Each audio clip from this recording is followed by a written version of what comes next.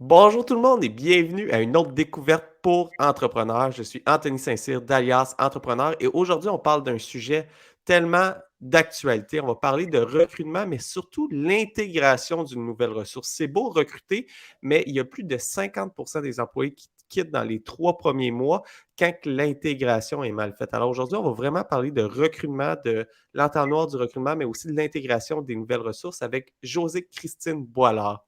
Animée par la volonté de soutenir les entrepreneurs et les dirigeants lors de changements stratégiques importants, José-Christine Boilard a fondé Talent Flex Conseil en 2013, une firme offrant un accompagnement en stratégie et en RH aux PME, et cofondé Cian Talent en 2019, une agence d'impartition en recrutement de volume pour les PME.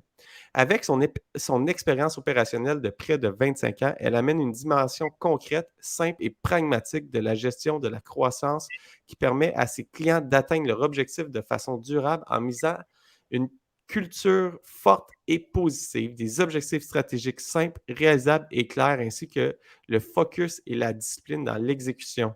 Deux valeurs fondamentales guident ses actions, l'authenticité et l'impact. Avant de commencer, j'aimerais remercier les partenaires d'Alliance Entrepreneur qui permettent de rendre le tout possible, c'est-à-dire la Banque nationale qui nous supporte depuis le tout début d'Alliance Entrepreneur, le MEIE, le ministère de l'Économie, de l'Innovation et de l'Énergie, le programme Persévérance, un programme qui vient en aide aux entrepreneurs en difficulté, le réseau Mentorat, un réseau de mentors partout au Québec, le CETEC, le Centre de transfert des entreprises du Québec, InfoBref, un média d'affaires en 5 minutes. Vous avez l'essentiel de l'actualité et je vous invite d'aller écouter son podcast. Je l'écoute à tous les matins en 3 minutes de façon audio. J'ai tout l'essentiel de l'actualité et bien sûr mon commerce en ligne. Sans plus tarder, j'intègre José-Christine. Bonjour José-Christine, ça va bien?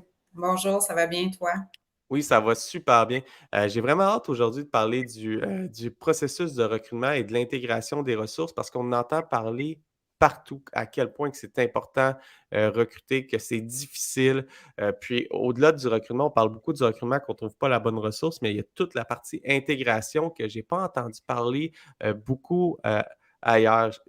Petite anecdote là, pour que les gens reflètent pourquoi on parle de ça aujourd'hui. Dernièrement, j'ai intégré une nouvelle ressource dans l'imprimerie que je suis actionnaire et puis euh, dans l'intégration, c'était vraiment cocasse parce qu'on avait oublié, je dis on, mais l'équipe au complet avait oublié d'offrir un ordinateur portable, un bureau. Alors, il avait tout pensé à qu'est-ce qu'elle allait faire dans la prochaine année, mais concrètement, la journée qu'elle allait rentrer, il n'y avait rien de prêt. Alors, il est arrivé et puis, oh, ben, qu'est-ce que je fais aujourd'hui? Ben, va à ton ordinateur, va configurer ton courriel, mais il est où mon ordinateur? Ah, ben, pas d'ordinateur. Puis, ça a été vraiment un processus difficile d'intégration pour la première semaine et demie de travail qui aurait pu être préparé en amont. Alors, aujourd'hui, c'est un petit peu ça le but de la discussion, mais j'aimerais savoir ton point de vue sur comment que ça se passe, le recrutement, là. Comment on parlait de l'entonnoir du recrutement, mais de où que ça part? En fait, on est dans un contexte de marché difficile, là, on en parle souvent, mais il y a une pénurie de main-d'œuvre. Puis la pénurie de main-d'œuvre, elle vient de plusieurs facteurs. Là, il y a le vieillissement de la population, évidemment. Là, et pendant la pandémie, il y a eu une réduction de l'immigration en général. Là, fait que c'est mathématique. Là, il y a moins de monde pour travailler présentement. Là. Donc, on sait que ça va durer là, pendant un certain temps. Fait qu'il faut s'ajuster. Quand on a la chance, entre guillemets, de trouver quelqu'un qui est choisi de venir travailler chez nous, l'idée, c'est de le garder parce qu'il n'y a pas 25 personnes en arrière là, qui cognent à la porte. Là. Puis, tu sais, tantôt, on se parlait, là, mais l'idée de la flexibilité, tu sais, il y a des habitudes qui ont profondément et durablement changé pendant la pandémie. Un constat général qu'on fait présentement, c'est que peu importe l'âge de l'employé, il n'y a plus de différence générationnelle dans le sens que tout le monde cherche de la flexibilité. Les raisons qui motivent le besoin de flexibilité sont très différentes, là, mais la réalité, c'est que les préférences de tout le monde ont changé. Ils se sont orientés vraiment vers la soif de liberté, de flexibilité, ainsi de suite. Fait que ça, il faut garder ça en tête quand on est en train de recruter du monde et quand on veut retenir des employés. Ces deux éléments, je pense qu'il faut vraiment garder en tête, là, la quantité de personnes qui sont disponibles et ce que les employés qui sont disponibles veulent avoir, là. Mais ça m'a marqué tantôt là, quand tu me parlais que peu importe l'âge, la soif de flexibilité et du type d'emploi est présente. Alors, c'est quelque chose à penser dans notre emploi, mais j'ai de la difficulté à comprendre parce que c'est un switch quand même qui s'est fait vraiment rapidement, là. On parle de le 10 ans, je pense qu'on parlait pas d'autant de flexibilité au travail, là. Ça s'est fait sur quel espace-temps, en fait, ce gros switch-là? Ben, Euh, c'est vraiment multifactoriel. Tu sais, les baby boomers aujourd'hui sont soit à la retraite ou sur le bord d'être à la retraite. Fait que les gens sont généralement plus en forme, mais ils vont partir à la retraite, donc soif de liberté, j'ai le goût de voyager avant d'être trop vieux pour voyager, ainsi de suite.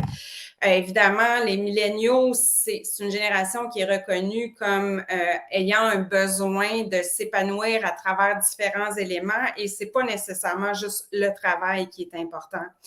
Puis je pense que la pandémie a poussé une réflexion grandiose pour la majorité des gens. Donc, qu'est-ce qui est important pour moi?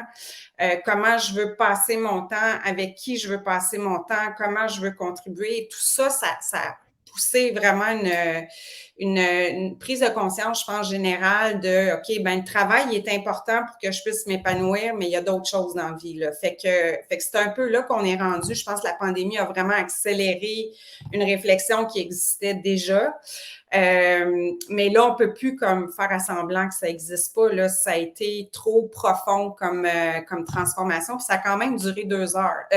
T'sais, si on avait eu une pandémie qui avait duré 2 semaines, un petit peu de confinement, on ne serait pas en train d'avoir cette discussion-là. Mais 2 ans, là, ça donne amplement de temps à la majorité des gens de changer leurs habitudes de façon très, très durable. Fait que je pense qu'il y a cet élément-là là, qui rentre en ligne de compte.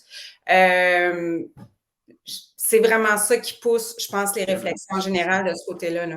Puis moi, je parle pour moi personnellement, là, mais je pense que c'est le cas de plusieurs. J'ai des jeunes enfants, puis avec la réalité des garderies, c'est tellement. On est toujours sur le bord d'un appel de Ah, il faut aller chercher l'enfant, tu manques des heures de travail, tu es parti, tu reprends du retard, tu rattrapes les soirs, mais c'est quand même une réalité qui est présente. Puis j'aimais ça que tu me dises tout à l'heure, ça, c'est la réalité des gens avec des enfants, mais après ça, il y en a d'autres qui veulent voyager, il y en a d'autres que c'est de la liberté pour faire des tâches, la semi-retraite. S'occuper des parents qui sont vieillissants aussi, parce que l'autre chose que la pandémie a mis en lumière, j'ai travaillé dans les RPA dans ma vie, là, mais c'est sûr qu'il y a quelque chose aussi qui est un peu brisé là, au niveau de comment on s'occupe des personnes vieillissantes ou qui ne sont pas nécessairement bien. Là. Donc, il y a beaucoup de gens qui sont appelés à s'occuper de leurs parents là, aussi. Donc, il y a les enfants, il y a les parents, fait que c'est vraiment l'ensemble de l'œuvre là, qui pousse tout ça. Là. Puis là, maintenant, en connaissant ce contexte-là, comment que je fais pour recruter une bonne ressource puis savoir que c'est une bonne ressource pour moi qui va rester dans mon organisation? Ben, nous, on parle, tu sais, ma collègue Joëlle, qui est partenaire avec moi chez Science Talent, apprend l'analogie là, du dating en ligne. Là, tu sais, l'idée, quand on a besoin de recruter quelqu'un, il faut savoir qu'est-ce qu'on a de besoin. Fait que si on sait à peu près ce qu'on a de besoin, on va trouver une personne qui a à peu près les compétences qu'on a de besoin. Donc, de vraiment avoir une réflexion sur c'est quoi que j'ai besoin dans mon organisation, puis c'est quel genre de profil qui pourrait m'aider à jouer ce rôle-là, c'est important. Puis souvent, on bâcle cette étape-là, puis c'est pour ça qu'on n'a pas non plus la personne qu'on cherche. Puis quand on établit la liste de critères qu'on a de besoin, ben, il faut être flexible aussi là-dedans. Fait que c'est quoi qui est non négociable, puis c'est quoi qui sont des nice to have aussi dans le profil de la personne, parce que des écureuils mauves, il n'y en a pas. Donc, l'idée, c'est vraiment d'être capable de trouver les compétences qui sont clés pour être capable d'avoir du succès dans le rôle. Puis après ça, c'est d'accepter qu'il va falloir former la personne sur les éléments qui sont manquants là, de ce côté-là. Une fois qu'on a fait ça, ben, il faut se promouvoir. Fait que là, on est comme sur Tinder. Là. Quand on fait du recrutement, c'est sûr que si notre image de marque, puis peu importe les forums qu'on utilise pour l'affichage, ben, il faut se montrer quand même sur notre jour, notre meilleur jour, mais également notre jour le plus authentique. Fait que c'est sûr que si je me publie sur Tinder, que je dis que je suis blonde puis que j'ai 20 ans, ben quand la personne va me rencontrer, elle va bien se rendre compte que c'est pas le cas. Alors, c'est important d'être authentique dans la façon qu'on se promouvoit quand on a des postes qui sont ouverts. Et après ça, ben c'est un dating game là. Fait que on se rencontre, faut expliquer qui on est, faut être authentique. Je parle beaucoup d'authenticité parce que c'est là que ça se passe. Si on brosse un portrait qui est pas réaliste de notre entreprise quand on rencontre le candidat, ben le candidat va rentrer puis il va constater rapidement que ce qui a été dit, c'est pas la réalité. Donc c'est important d'être réaliste par rapport à ça, là. J'aimerais ouvrir une parenthèse avec ça parce qu'on parle beaucoup d'authenticité en recrutement. On a fait les essentiels du recrutement dernièrement. Alors, j'invite les gens d'aller sur le site web d'Alias. Il y a 6 vidéos formatrices d'une trentaine de minutes chaque sur les essentiels pour réussir un bon recrutement. Mais l'authenticité, ça va dans tout l'ensemble du marketing. Je crois que c'est un gros switch organisationnel. Tu parlais du switch, de la flexibilité chez les travailleurs qu'on recrute, mais toute l'authenticité de la marque, les gens recherchent de plus en plus des marques authentiques, vraies, que le message passe bien. Là. Clairement. Puis c'est vrai pour la culture organisationnelle aussi. Tu as tout à fait raison. Là, c'est un peu le nerf de la guerre là, de ce côté-là. Là. Donc, au niveau du recrutement, la première étape, c'est vraiment l'attraction. Fait que on se présente, on se présente aussi en personne, puis il faut commencer à piloter les gestionnaires recruteurs, à être capable de passer des entrevues. La réalité aujourd'hui, c'est que la première entrevue, c'est souvent un pitch de vente. C'est pas une entrevue, c'est comme on présente l'entreprise, on présente qui on est. Si le candidat achète ça, ben après ça, on peut aller dans l'évaluation des compétences techniques de l'employé. Fait que de prendre le temps de bien évaluer la personne, mais aussi de vendre l'entreprise, je pense que c'est important. Puis c'est un choix aujourd'hui. Tu sais, moi, j'ai intégré le marché du travail dans les années 90. C'était l'entreprise qui me choisissait. Là. Aujourd'hui, c'est le candidat qui choisit l'entreprise avec laquelle il va travailler. Puis ça, c'est important de le comprendre aussi. Fait que il y a comme un petit jeu de séduction à faire de ce côté-là. Là. C'est vraiment un choix qui est bidirectionnel aujourd'hui. Là. Est-ce qu'avec la récession qui s'approche, tu n'as peut-être pas la réponse, mais je me demande si avec la récession qui s'approche, qu'on entend parler, qu'il devrait avoir un ralentissement économique, ça fait peur recruter en ce moment. En tout cas, moi, j'ai peur de recruter en ce moment sur des nouvelles charges salariales que je mets quand que je ne sais pas si dans 6 mois, je vais avoir la même croissance ou je vais avoir une décroissance dans mon organisation. Est-ce que tu crois que la pénurie de main-d'œuvre va rester malgré la récession qui se fait entendre là?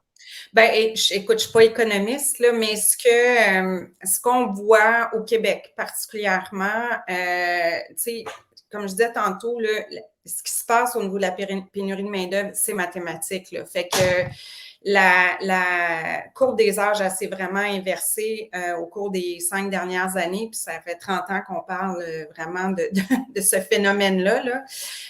Donc, moi, je pense que, puis c'est ce que les économistes disent, au niveau du Québec, la pénurie fait en sorte que il va y avoir moins de postes vacants. mais la pénurie reste là, là. Donc, peu importe le contexte économique, si tu juges, probablement que la décision de recruter, elle va prendre plus de temps à se prendre. Probablement que tu vas prendre plus de temps pour t'assurer que tu as la bonne personne qui est capable d'être productive rapidement aussi. Mais si tu en as besoin pour livrer, livrer sur les commandes que tu vends, ben tu en as besoin. Là. Fait que ça va continuer, je pense. Puis, c'était un peu le but de ma question, c'était en ce moment, si j'ai un bon CV qui tombe par magie sur mon bureau, là, que je me dis, ah, c'est peut-être un peu tôt, je suis peut-être incertain, mais c'est sûr que je vais en avoir besoin dans 6 mois. On saute quand même sur le CV parce que la pénurie, puis il n'y a pas de prédiction parfaite, là, mais la pénurie, c'est mathématique, elle risque de rester pour plusieurs années, là. Exactement. Puis je pense que l'idée en recrutement, là, l'idéal, c'est que tu as assez de temps pour avoir un bon pipeline. C'est comme les ventes, hein, le recrutement, donc d'avoir un bon pipeline de candidats, fait que tu te donnes le temps de rencontrer des gens et faire tout le jeu de séduction, t'assurer que tu as le goût de travailler avec cette personne-là et tout ça. Ça, c'est le meilleur scénario en termes de recrutement. Donc, dans le contexte actuel, où est-ce que tu dis, j'en ai pas besoin tout de suite, ben là, tu peux peut-être maintenir, ton bassin de candidats intéressés peut-être à te joindre à toi. C'est sûr que si la personne est en recherche d'emploi présentement puis qu'elle a besoin d'un poste maintenant, tu peux pas la faire patienter 6 mois, mais si elle est en emploi ailleurs, c'est le genre de discussion que tu peux entretenir avec des candidats potentiels là, d'amener la personne plus proche du timing que tu en as besoin, là, essentiellement. Puis, ça m'apporte une autre question avant qu'on aille un petit peu plus loin sur la recherche de talent. Une question qui revient dans l'entrevue d'embauche, on va en parler. Désolé, on en parlait un petit peu plus tard aussi dans l'entrevue, mais la question salariale. Il y a eu un gros switch de salaire là, dans dans les dernières années. Là, j'ai l'impression, puis je parle au jeu, là, mais j'ai l'impression qu'il y a eu une grosse augmentation salariale pour plusieurs types de postes, que la compétition est de plus en plus forte. Alors, il y a l'augmentation salariale. Alors, comment que je fais pour savoir si dans mon organisation, j'ai des postes que ça fait 20, 25 ans, 30 ans que la personne a? Je suis habitué de recruter toujours à peu près au même niveau. Mais comment que je fais pour savoir me réajuster avec le marché actuel? Y a-t-il des méthodes de savoir, OK, ma compétition pas charge combien, mais paye combien? Oui. En fait, c'est de la rémunération, ce que tu parles là.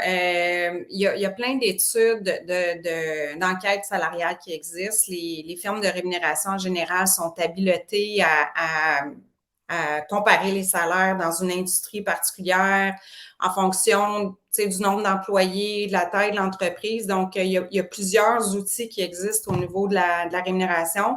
Tu as raison, il y a eu une inflation salariale importante.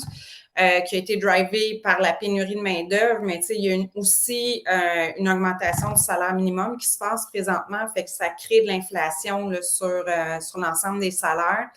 Je pense que c'est absorbé en grande partie présentement. Il y a eu une surenchère là, en 2021-2022, mais ça, je pense que ça s'est calmé. Là.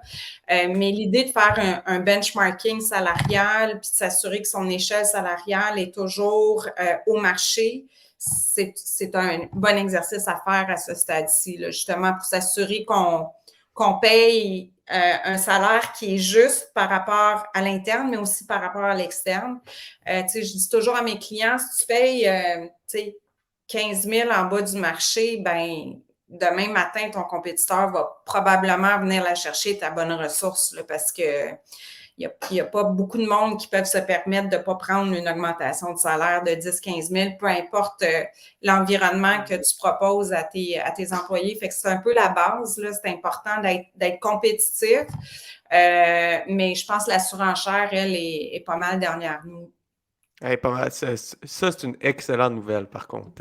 Alors, on va pouvoir se réajuster puis avoir de surprises dans l'entrevue. On a fait l'étude il y a 6 mois, penser que ce poste-là, exemple, c'est 45 000 par année. On arrive à l'entrevue, elle vient de se faire offrir un poste à 65 000. Tu es comme, oh, c'est-tu vrai, c'est-tu pas vrai? C'est une technique de négociation. Puis là, la première, tu te dis, ah, elle exagère un peu, on va la laisser aller. Là, la deuxième personne qui arrive en entrevue, c'est plus 60 000, c'est rendu 70 000 qu'elle s'est fait offrir pour le poste que tu pensais payer 40. Là, il y a il y a vraiment eu une surenchère. Alors, je suis content de savoir que c'est derrière nous. Puis là, si on continue dans l'entonnoir, on était rendu un petit peu à la game de séduction, on s'est séduit, là, euh, je veux la ressource qui est venue, la ressource veut venir travailler chez moi. C'est quoi les prochaines étapes? Ben, tu sais, il faut s'assurer dans notre organisation d'une couple de choses. Puis après ça, je vais parler d'intégration de façon plus particulière parce que je pense que ça, c'est inévitable. Si on ne fait pas une bonne intégration, on va avoir ce qu'on va avoir aussi, là. Mais, tu sais, dans le contexte actuel, d'avoir un environnement de travail qui est comme bienveillant, là, c'est quand même important. Fait qu'on entend parler, là, à droite, à gauche, toutes les questions d'éthique puis de bienveillance sont très présentes. Puis je pense pas qu'on peut se permettre là, en 2023 d'avoir un climat organisationnel qui est toxique. Là, ça a plus sa place. Puis souvent, c'est un ingrédient très important là, à la rétention des talents, surtout des nouveaux talents. Parce que des fois, les gens s'habituent à une certaine façon de faire. Là. Fait que quand ça fait 10 ans, 15 ans, OK, ben c'est de même ici, là, mais quand tu as un nouvel employé qui rentre, c'est souvent un choc. Là. Donc, ça, je pense que c'est un aspect qui est important et qui est nécessaire en 2023. Évidemment, le travail d'équipe, je pense que la majorité des gens veulent sentir qu'ils font partie d'un groupe. Surtout si on a des politiques de télétravail, quand on a l'opportunité d'avoir du travail d'équipe, on devrait le saisir pour permettre aux gens là, de sentir qu'ils appartiennent à un groupe puis qu'ils font partie là, d'un projet qui est plus grand qu'eux. Puis, il y a la formation également. Puis, je vous dirais, là, avec le contexte actuel, tantôt on parlait de l'écureuil mauve, là, mais trouver une ressource qui est parfaite, qui a exactement le bagage de connaissances, de compétences et d'expertise dont on a besoin pour faire le travail, ça existe. Tant mieux si vous le trouvez, là, mais c'est vraiment l'exception plutôt que la règle. Fait qu'en 2023, ce que je vous dirais comme entrepreneur, c'est que la formation, c'est votre meilleur ami. Là. Donc, il y a plein de subventions qui existent, il y a plein de programmes de formation qui existent, mais c'est vraiment le nerf de la guerre. Là. Si vous avez quelqu'un en ressources humaines ou en tout cas votre... Oui, excuse-moi, vas-y. Ouais, non, je te laisse terminer parce que là, tu as parlé de subvention, là, puis là, je suis comme, ah, la formation, moi, ça coûte tellement cher, la formation, là. Je te laisse terminer, puis après ça, j'ai des questions à te poser. Où que je vais cogner, à quelle porte que je vais cogner pour demander une subvention? Ouais. Ben, en fait, je vais juste rapidement, là, au niveau de la formation, tu sais, à 3 niveaux, je te dirais, pour les gestionnaires, fait que pour leur permettre, eux autres, d'être des meilleurs gestionnaires, puis c'est, tu sais, la rétention passe vraiment par la relation qu'on a avec notre gestionnaire en général. C'est toujours une bonne idée de s'assurer qu'ils sont bien formés. La formation technique, comme je disais, là, si on recrute quelqu'un qui n'a pas nécessairement tout le bagage dont on a besoin, ben il faut investir dans la formation technique. Et bon, l'intégration, je vais en parler tantôt. Là. Puis pour répondre à ta question au niveau des subventions, tout dépendamment de la nature de la formation qu'on doit faire. C'est sûr qu'Emploi Québec a plusieurs programmes de subventions là, pour qui vont financer une partie de la formation. Et là, ça peut couvrir beaucoup de choses. Ça peut couvrir le salaire de l'employé qui est formé. Ça peut couvrir le salaire, par exemple, ou les honoraires du consultant qui va développer la formation. Ça couvre les frais de déplacement, d'hébergement, d'inscription, ainsi de suite. Fait que il y a vraiment des beaux programmes là, qui peuvent nous accompagner. La meilleure porte ou cogner pour ça, c'est le Centre d'emploi Québec de votre région. Là, donc, il y en a partout au Québec. Règle générale, là, vous faites une recherche avec le code postal de l'entreprise, là, puis vous avez accès à un conseiller d'Emploi Québec de cette façon-là. Puis moi, j'encourage tous mes clients à l'utiliser. Honnêtement, c'est un levier qui est super intéressant. Ce qui est subventionnable au niveau de la formation, le principe de base, là, c'est des compétences qui sont transférables. Fait que c'est sûr que si on est sur de la formation à la tâche en tant que telle, c'est pas tous les aspects qui vont être subventionnables, là, mais tu sais, quand on parle de compétences de gestion ou de compétences qui sont transférables, par exemple, un cours d'Excel, un cours d'anglais, c'est des compétences qui sont transférables d'une organisation à l'autre, là. Fait que ça peut être subventionné. Il y a d'autres initiatives qui sont disponibles par les partenaires du marché du travail. Puis là, je vais me bâcler dans l'acronyme, mais je pourrais te la fournir là, si tu veux la Il n'y partager a aucun problème. avec ceux qui regardent. Mais les marchés, toutes les industries ont leurs partenaires du marché du travail, puis eux autres, ils ont des budgets aussi au niveau de la formation, puis il y a souvent des initiatives là, de subventions là, spécifiques à ces marchés-là. Puis évidemment, les personnes qui sont en recherche d'emploi, eux, ont accès aussi à des programmes de formation là, qui peuvent être intéressants.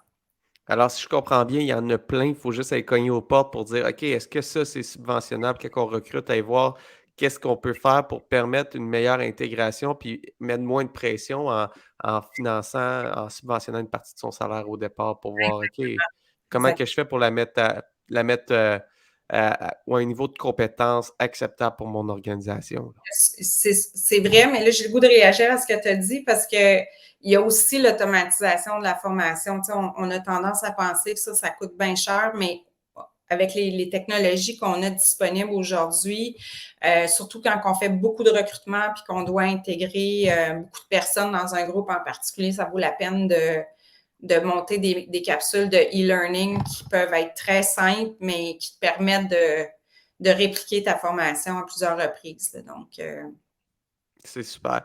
Alors là, on a parlé de la subvention, ça me brûlait les lèvres. J'étais comme: «Ah, c'est où que je vais chercher cette subvention-là?» Puis si on revient un petit peu à là, je l'ai recruté, j'étais allé chercher un budget, comment que je fais pour faire que l'employé reste dans mon organisation? Parce que c'est tellement difficile de trouver la bonne ressource. La recruter, ça coûte tellement cher, la former. Maintenant, je veux qu'elle reste, puis je veux qu'elle soit heureuse de rester aussi. Pas juste qu'elle reste par obligation, mais qu'elle reste parce qu'elle est heureuse de rester. c'est ça. Fait que, tu sais, comme je parlais tantôt de travailler le climat organisationnel, ça, je pense que c'est important. Il y a la communication. Puis on communique jamais assez, surtout en période d'incertitude. Là, on vient de traverser une grande période d'incertitude avec la pandémie. On est en train d'en traverser une autre avec le contexte économique qui est comme, mettons, volatile. Là, puis tout dépendamment des industries, il y en a qui sont contents, il y en a qui sont moins contents, puis c'est toujours le cas. Mais c'est important de communiquer dans un contexte comme celui-là. Encore une fois, surtout si on est en mode hybride ou en mode télétravail, là, la communication est très, très importante. Fait que ça, je vous encourage à mettre le paquet là-dessus.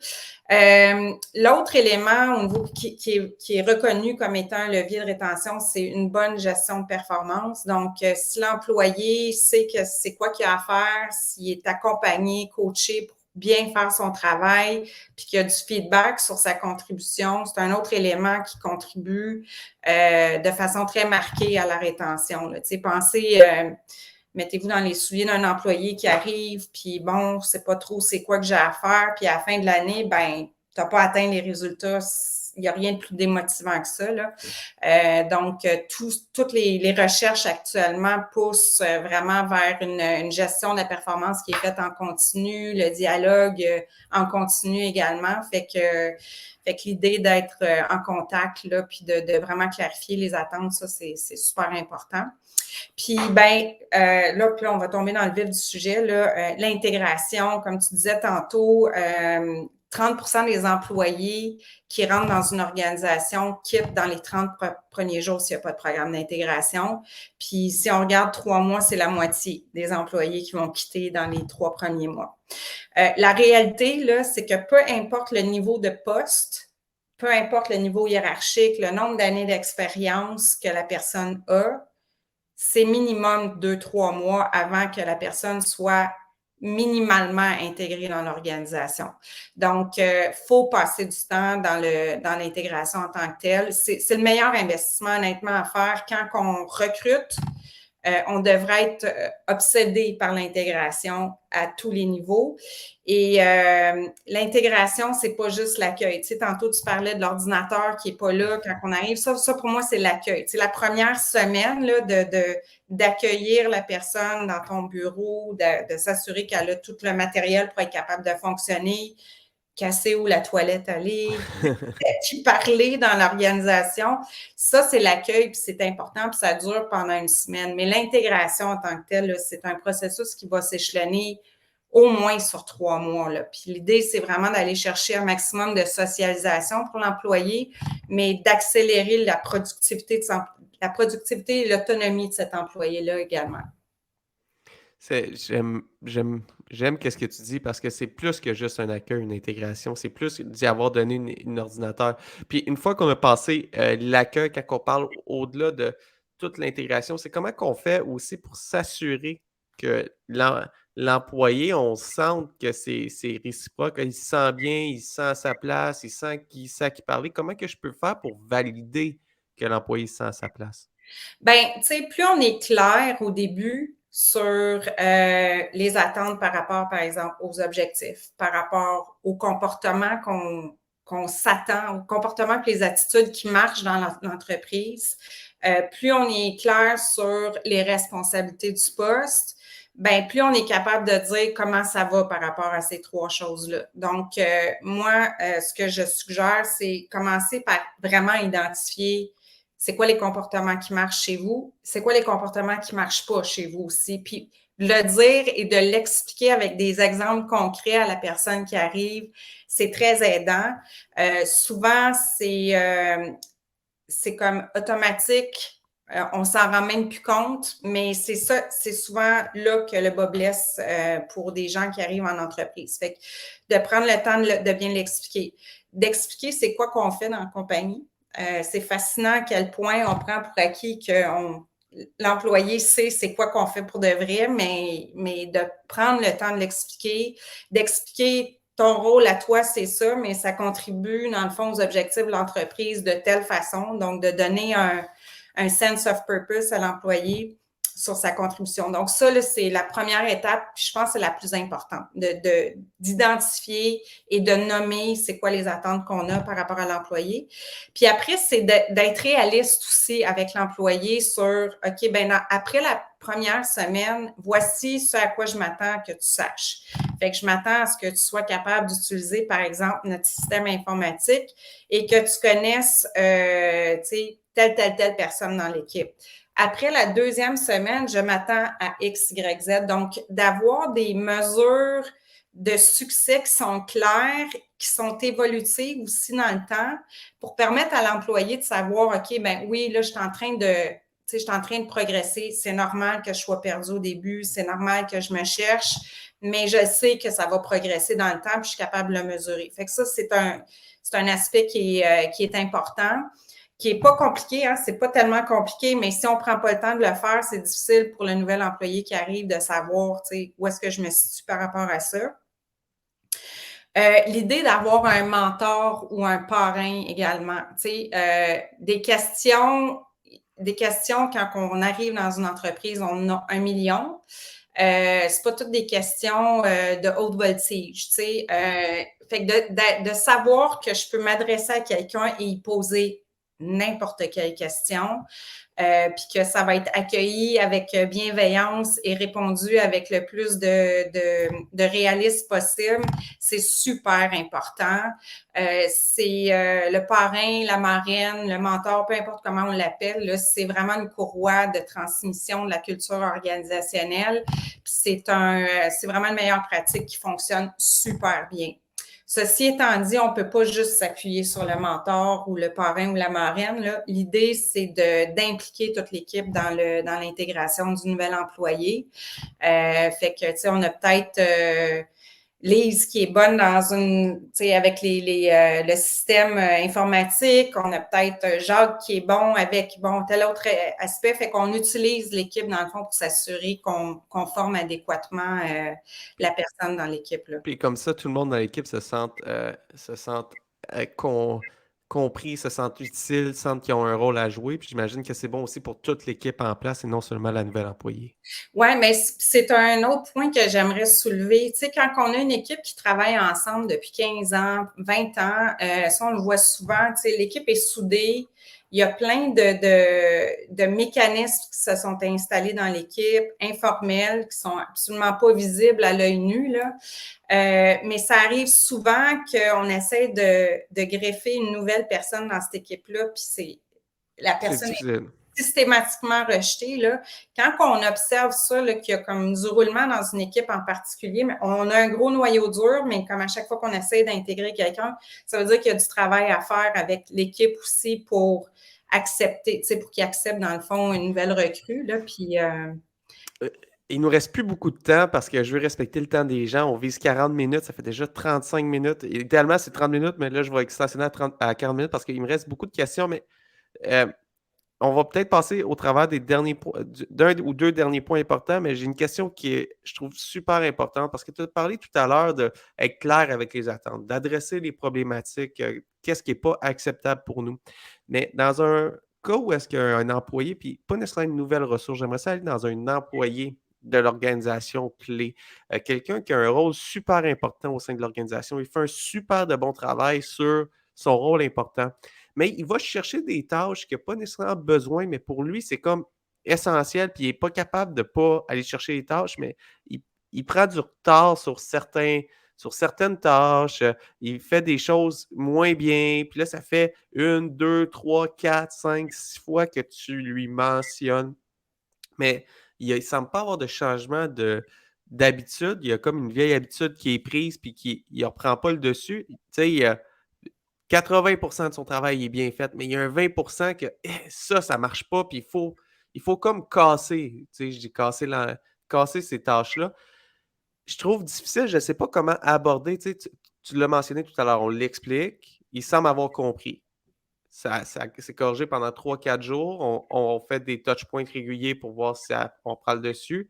Il revient toujours dans ses vieilles habitudes. C'est quoi les stratégies que tu donnerais à un gestionnaire qu'il y a un employé, tu ne veux pas le perdre parce que qu'est-ce qu'il fait, c'est super bon, mais la partie qu'il ne fait pas bien, arriver à y faire dire OK, non, ça, il faut le donner vraiment à quelqu'un d'autre sans le blesser parce que pour lui, c'est important, cette tâche-là. Oui, ben, tu sais, c'est de l'accompagnement, là, je pense, du coaching, mais tu sais, c'est important de comprendre les motivations du monde. Fait que plus on connaît la personne puis ce qui l'anime, plus on connaît sa job, plus on est capable d'optimiser les deux. C'est ça le rôle d'un gestionnaire à la base, là, c'est vraiment ça. Fait que, puis, tu sais, quand on est en croissance, ça arrive souvent ce que tu décris. Tu sais, on a des personnes qui sont très polyvalentes quand on est petit, puis plus on grandit, à un moment donné, tu vas aller chercher de la spécialisation parce que tu es capable de te payer de la spécialisation, ce qui n'est pas le cas quand tu es plus petit. Fait que moi, ce que je te dirais dans un cas comme celui-là, on focus sur ce qui est positif. Évidemment, là, quand on donne du feedback, on donne toujours le feedback positif en premier, mais après ça, il faut comprendre c'est quoi qui fait en sorte que la personne ne veut pas lâcher le morceau sur des tâches précises. Là. Puis ça peut être vraiment, ça peut aller dans toutes les directions, mais c'est là-dessus qu'il faut agir, en fait. Là, si c'est j'ai peur de perdre ma job, ben il faut le rassurer sur cet élément-là où j'ai le goût de me développer sur quelque chose d'autre. Ben, fait de comprendre la motivation première de l'employé de garder cet élément-là, ça te permet d'avoir une vraie discussion puis d'agir vraiment sur la source du problème plutôt que sur le symptôme qui est le 20% qui ne devrait pas être en train de faire, qui ne fait pas nécessairement bien. Fait que ça, je te dirais, puis c'est à travers la conversation qu'on est capable d'identifier ça. On ne peut pas l'observer et dire c'est parce que non, il faut en parler avec l'employé en question. Il faut adresser la problématique, en parler, puis comprendre de où est-ce que ça vient, plus que le symptôme même de les tâches qu'il n'accomplit pas à la hauteur qu'on aimerait qu'il accomplisse. C'est un très bon conseil. Puis j'aimerais que tu conclues sur le dernier point ou les deux derniers points qu'on n'a pas abordés pour finaliser l'intégration. Là, on parlait des équipes, que les personnes quand l'équipe n'intègre pas la ressource, mais ça serait quoi le dernier ou les deux derniers conseils primordiaux qu'on aimerait ça que les gestionnaires utilisent? Oui, l'automatisation. Fait que il y a, en 2023, il y a des beaux systèmes de gestion des ressources humaines qui coûtent pas trop cher, qui te permettent d'automatiser tout ce qui est administratif dans le processus d'intégration. Là, je pense à l'adhésion, aux avantages sociaux, à la paie, toutes ces choses-là. Fait que plutôt que de focusser sur ces tâches administratives-là quand on est en train d'intégrer et d'accueillir un nouvel employé, ben vous pouvez vous concentrer sur la relation avec cet employé-là puis sur la clarification des objectifs et tout ça. Fait qu'il y a des outils qui existent pas trop cher, facile à mettre en œuvre. Puis ça, je vous encourage à aller regarder, là, surtout s'il y a un volume de recrutement, ça vaut vraiment la peine. Même chose au niveau de l'automatisation de ce qui est comme commun à tous les employés. Fait que, une présentation corporative, on va la faire à tous les employés, expliquer c'est quoi notre mission, notre vision, nos valeurs, c'est quoi qui nous anime, c'est quoi qui est important pour nous comme comportement et attitude. Peu importe l'employé qui rentre chez vous a besoin de cette information-là. Fait qu'il y a comme moyen de standardiser des choses dans le programme d'intégration pour être sûr que on donne le big picture rapidement à l'employé. Là. Puis peut-être en conclusion, je pense que le comportemental, les attitudes, c'est ça qui est le plus important aujourd'hui. Donc, le fit avec la culture organisationnelle puis le fit avec les valeurs de l'entreprise, c'est super important. Puis, il faut le nommer. Il faut savoir c'est quoi qui nous anime, mais il faut aussi le nommer au nouvel employé là, pour qu'il sache c'est quoi qui est attendu là, en termes de posture dans l'organisation. Ben, écoute, José Christine, j'ai adoré la discussion de parler du recrutement jusqu'à l'intégration. Je retiens plusieurs points, mais le point que je retiens le plus, c'est l'authenticité et avoir un discours ouvert. Alors, au travers de, on n'utilise pas tout à fait les bonnes étapes. Si on est authentique, qu'on a un discours ouvert, on porte l'oreille, qu'on a à cœur le bien-être de nos ressources, ben, on va finir par s'en sortir. Alors, j'ai vraiment adoré la discussion. J'aimerais remercier nos partenaires encore une fois, c'est-à-dire la Banque nationale qui nous supporte depuis le tout début d'Alliance Entrepreneur, le MEIE, le programme Persévérance, le réseau Mentorat, le CETEC, le Centre de transfert des entreprises du Québec, InfoBref, et puis bien sûr mon commerce en ligne. Et dans mon commerce en ligne, quand tu parlais d'automatisation, je cognerais à la porte pour voir est-ce qu'il y a des subventions avec mon commerce en ligne sur toutes les automatisations et tout le virage numérique de ces organisations-là. Il y a probablement des subventions qui sont disponibles. Ça fait 40 minutes que vous nous écoutez. Probablement que vous avez aimé le podcast. Sinon, je m'en excuse profondément. Alors, je vous inviterai pour tous ceux qui ont aimé le podcast. Le podcast existe grâce à une audience qui est présente semaine après semaine et une audience grandissante. Alors, j'aimerais ça vous demander de partager, de faire un commentaire, de faire un j'aime tout simplement. Chaque petite action nous aide à être ressorti, à déjouer un petit peu les algorithmes puis avoir une plus grosse audience semaine après semaine. Sur ça, un gros merci encore, José Christine. Et puis, pour tous ceux qui nous ont écoutés, on se retrouve la semaine prochaine pour une autre découverte pour entrepreneurs. Merci beaucoup. Merci.